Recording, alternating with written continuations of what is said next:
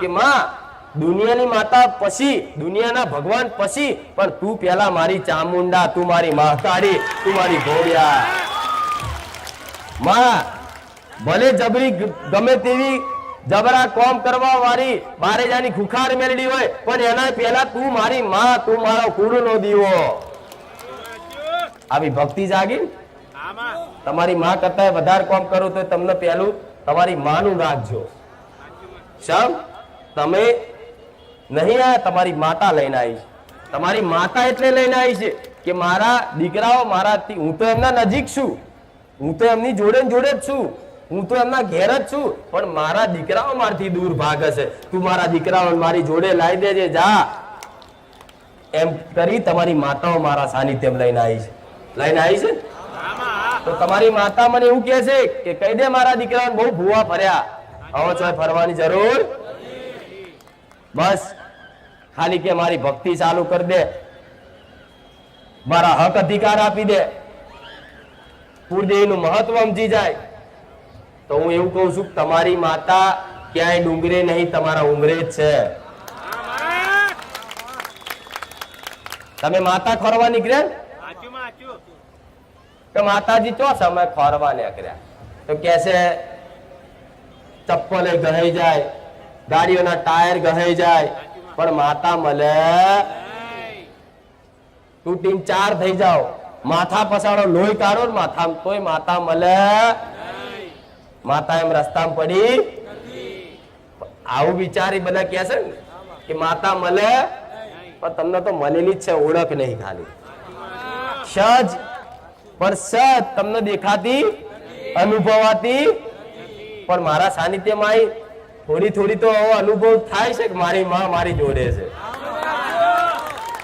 ભલે તમને જોઈને નહીં, તમારી તમે મને જોવો છો ને તો મારું સત જોવો, મારું પ્રવચન ઓપરો, મારા પરચા જોવો છો, મારી બેઠકો જોવો છો ને તો તમને વિશ્વાસ વધ્યો. મારી માતા જબરી છે, તો મારી ખુખાર મેલડી આવી છે, તો અમારી માં કેમ નહીં? અમારી માં જાગતી જ છે, એવો વિશ્વાસ બેઠો ને.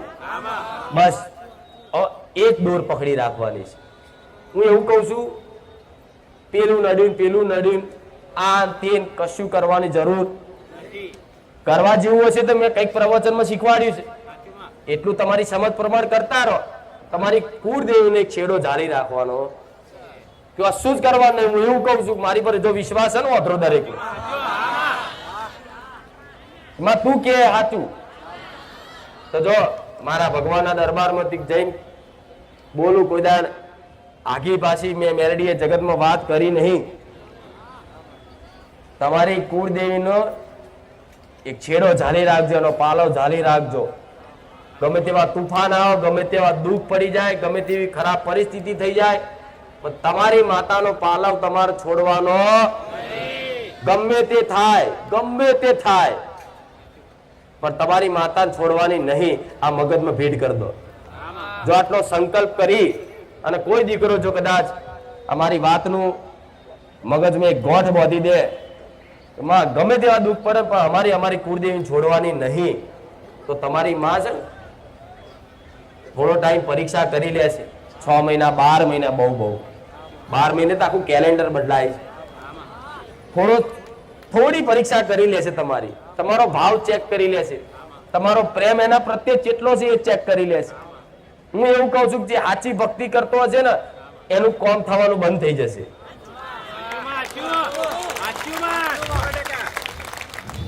હું જે છે સત્ય કહીશ, મારા તમને પકડી નહીં રાખવા કે ભાઈ તમે અહીંયા જાઓ બીજે ના જશો.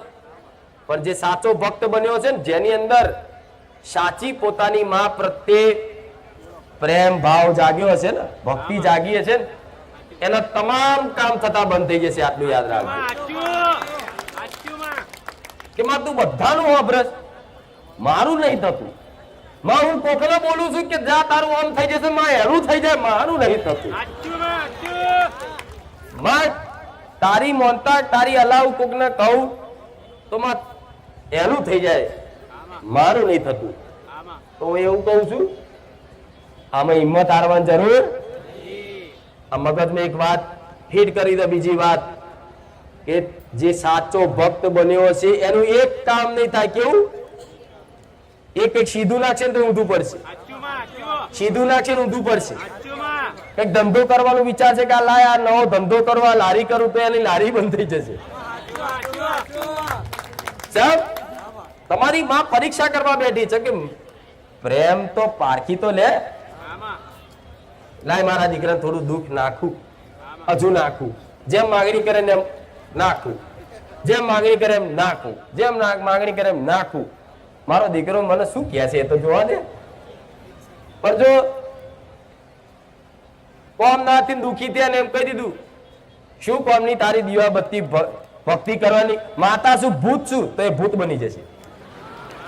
એથી છું માતા કે હેર હું જાઉં પાવાગઢ, ચામુંડા કે હું જાઉં ચોટીલા, બહુસરાજી કે હું જાઉં બહુસરાજી કે નહીં. પણ જે દીકરો તકલીફ પડે દુઃખ પડે છતાંય પોતાની માના મુખે એના મુખે મેણો ના મારે ને એ 6-12 મહિના તમારી માં તમારી પરખ કરી લેશે. અને જો દીકરાનો વાસ્તવિક સાચો એના પ્રત્યેનો ભાવ હશે ને કે માં હવે તારા વગર મને ચાલતું નહીં, મારે કશું જોતું નહીં, એ દાર તમારી માં છે ને ખાલી એક કિરણ નાનો અમથે પ્રકાશનું એક કિરણ હોય ને, ખાલી એના સતનું તેજનું ખાલી એક કિરણ માત્ર તમારા હૃદય પર પડ્યું, આખું જગત એવું પ્રકાશિત કરી દે છે કે જે તમે માગણી કરતા હતા, જે બધી ઈચ્છા કરતા હતા ને એ હોમેથી આવશે બધું ઓટોમેટિક આવું. આ સત્ય છે. માતા જો બધું વાલી એકથી હું બધાના કામ કરું છું, જોઉં છો મારે કહેવાની જરૂર નહીં જેવા જેવા કામ કરું, તમે જોવો જ છો વિડીયો, મારે બોલવાની જરૂર નહીં. તો આવા હું કામ કરતી હોઉં તો હું માતા ચેવી હોઈશ, સતવારી હોઈશ. તો તમે મારો કામ કરો હું જ તમને રૂબરૂ મળી જાઉં તો પછી બીજી વસ્તુની માંગણી કરવાની રહે. મારા ખોરામાં કોઈ દીકરો હોય તો એવું કે મારા બાઈક જોઈએ છે, મારા ગાડી જોઈએ છે. ચાલ ગાડીઓ બાઈકોમાં જેવો આનંદ નહીં ને એવો આનંદ મારી ભક્તિમાં છે. ખાલી આવું તો હોભર્યું છે પણ હું ખરેખર કહું છું, વિશ્વાસ રાખો મારી વાતનો. એવો આનંદ છે ને કોઈ વસ્તુની ખામી નહીં લાગે તમારા જીવનમાં, કોઈ વસ્તુની ખામી નહીં લાગે, કોઈ જ વસ્તુની ખામી નહીં લાગે કે મારામાં ખામી છે. જેને માં મળી જાય એને શું ખામી લાગે? અને તમારું આ લક્ષ્ય છે એના સુધી પહોંચવાનું, તમારી કુળદેવી સુધી પહોંચવાનું, મારા રામના દરબાર સુધી પહોંચવાનું આ લક્ષ્ય છે. આ પકડી રાખો. આ દુઃખ તો દુઃખ ને સુખ પરિવર્તનશીલ છે. જેમ ઋતુ બદલાય છે ને એવી રીતે તમારા જીવનમાં દુઃખ પછી સુખ પછી પાછું દુઃખ પછી સુખ. અમુક વાર સુખ દુઃખ બે ભેગું હેરતું હોય, 2 દાડા દુઃખી 2 દાડા સુખી. તો આ તો પરિવર્તનશીલ છે, આ તો ચાલુ જ રહેવાનું. આ સ્થાયી સુખય નહીં રહેતું, સ્થાયી કોઈ દિવસ દુઃખય નહીં રહેતું. જો તમે સુખી હશો ને તો એવું કહું છું જે સુખી માણસ હશે ને સુખનો આનંદ લેતો છે ને એ તૈયારી રાખજો પાછળ દુઃખ વેઠવાની. આ સત્ય. એમાં ભગવાન ખુદ છે ધરતી પર આવ્યા તો એમને આ નિયમમાં રહેવું પડ્યું, એમને દુઃખ વેઠવું પડ્યું. તેવી રીતે તમે દુઃખી છો ને તાર તો ચિંતા ના કરશો, દુઃખી છો તો પાછળ સુખ આવશે આવશે ને આવશે. હું સિક્કો મારીને કહું છું મેલેડી કશું નહીં કરો ને તોય આવશે. પણ જોડે તમારી માની ભક્તિ કરી રાખશો ને તો આ સુખ છે. આ સુખ જ ભલે તમે તમારી જાતને દુઃખી માનો પણ તમે સુખી છો બહુ. તમને તમારું સુખ દેખાતું, બીજાનું જોઈને તમારું દુઃખ દેખાય છે તમને. પેલા જોડે આ છે મારા જોડે નહીં. નકર હું એવું કહું છું તમે તંદુરસ્ત નહીં શરીરથી, તમે બેરા બોબડા લૂલા લંગડા છો. જે અપંગ હોય ને પૂછી આવજો જીવન શું કહેવાય, કેટલા વર્તા કરે. જેને આંખો નહીં એને પૂછી આવો, જેના કાન નહીં, જેને બોલવા માટે જીબાન નહીં, અપંગ હોય વિકલાંગ હોય એનું જીવન જોઈ આવજો એક વખત. તમને તરત થશે કે માં તારો આભાર, મારા વંશમાં આવા લૂલા લંગડા પેદા નહીં થવા દીધા. સન કઈક પેઢી એવી તમારા વંશમાં નહીં હોય. જોજો તમારા દીકરા દીકરીઓનો જન્મ થાય છે, જો હાજા માજા તાજા રહે છે તો તમારી માતાની કૃપા કેટલી છે, એની મહેરબાની કેટલી છે. છતાંય પછી નોની વાતે એને તરછોડી દો. તમે માણસ કેવો? તમે ગરજુડા કેવા? સ્વાર્થી, શિયાળિયા કેવા? લુચ્ચા. ચાલાકી વાપરીને કોમ કરાવી લીધું ને હવે કે લેડ માતા તું કોણ ને હું કોણ? આ યોગ્ય કરું? માતાને ગમે? તો આ બધું સમજ લો, ખાસ કહું છું.